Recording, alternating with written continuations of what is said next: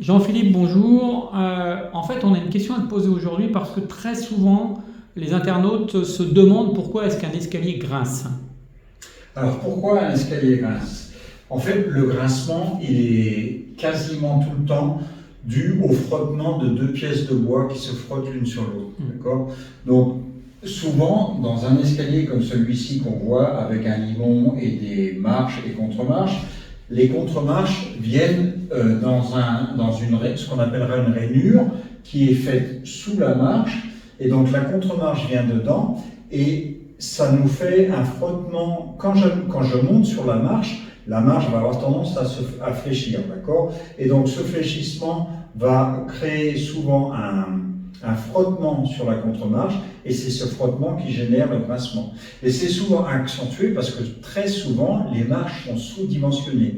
Donc sous prétexte de gagner en épaisseur, en matière, on va avoir donc un fléchissement exagéré de la marche, un grincement, donc une flexion et un grincement naturellement par défaut.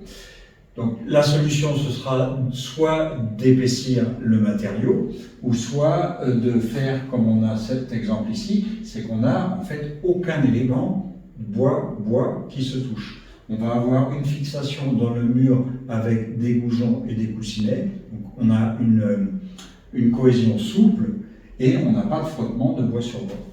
D'accord. Donc dans tous les cas, même un escalier avec des marches assez épaisses, dans le temps, conçu de manière traditionnelle, il finira tout de même par grincer.